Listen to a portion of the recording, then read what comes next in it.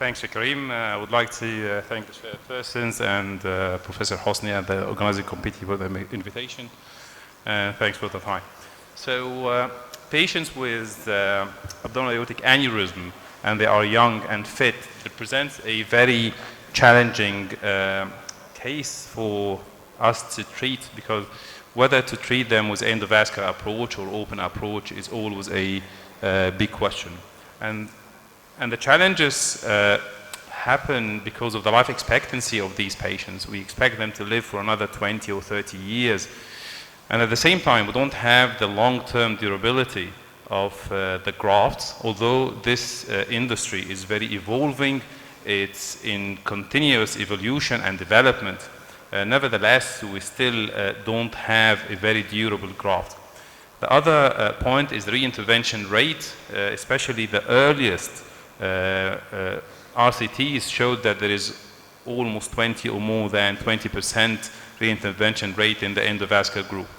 And the other thing is the long-term follow-up. We don't have longer-term follow-up, more than 15 years. So there are lots of challenges for these patients. And then comes the other question, which is really very important. How young is considered young? Because some units consider 70 being young, other units considered 60 and in between.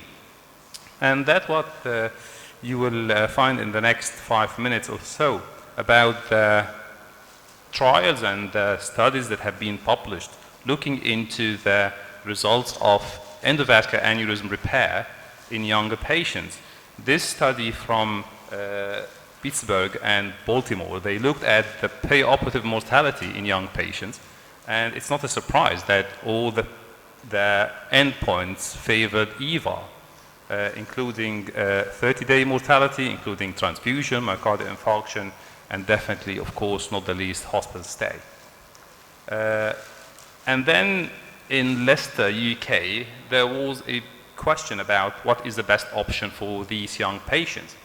And they looked into their practice, and they identified over 10 years period that with a mean follow-up of 75 months, that there is no significant difference in the mortality and the complication between both groups, whether they had EVAR or open repair.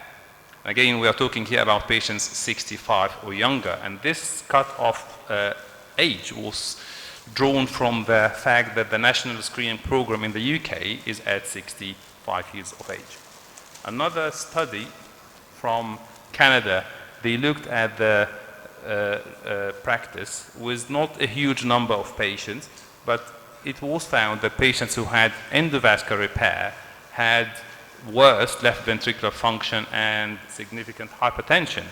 And when they looked at the early hospital comorbidities, there was no difference, and definitely was a big significance in less hospital stay in the endovascular group.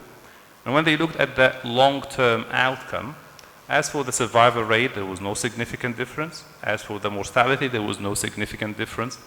And again, as for the reintervention rate, they did not find much of a difference.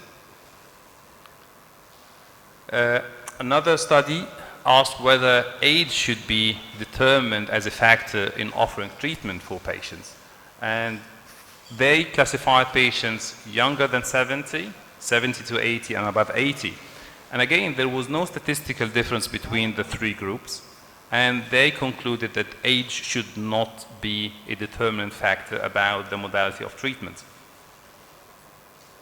Another study from Italian group, and they looked at the results in patients who are young, and we can see that here they looked at mid-50s, and again, when they looked at the reintervention rate after 1 year, there was no difference, and when they looked at long-term reintervention and mortality, again, there was no difference.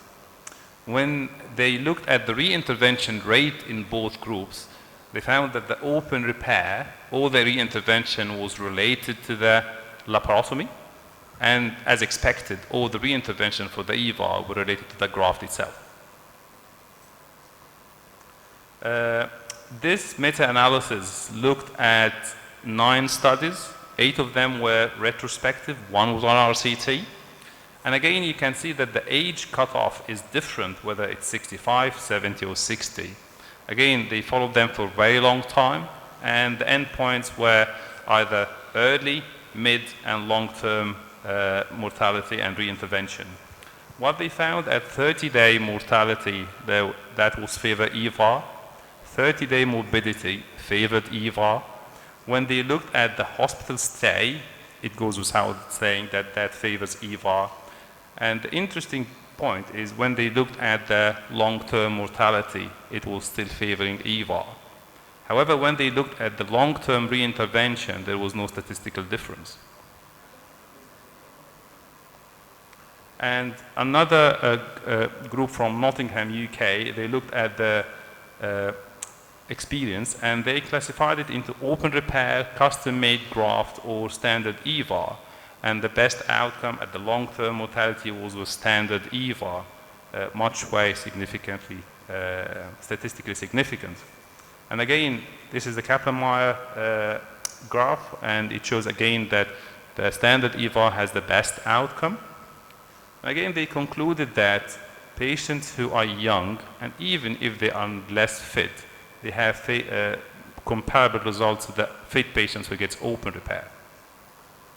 And the OVER trial, they concluded that patients who are 70 and younger, they get best results with endovascular repair. Patients who are 70 and older, or older than 70, get best results with an open repair.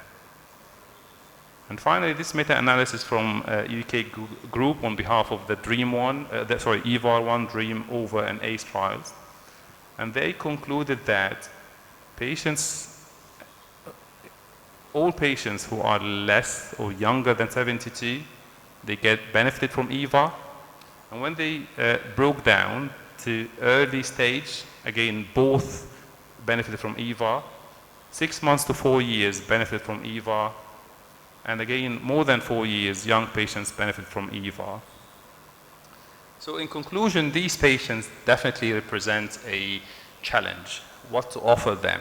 However, we know that these patients have more progressive disease, and that includes the whole vascular bed. And the treatment should be individualized. It should not be a blanket about open or endovascular. However, EVAR has been shown to be safe in these patients, and the long-term outcome after EVAR favors that modality. Thank you.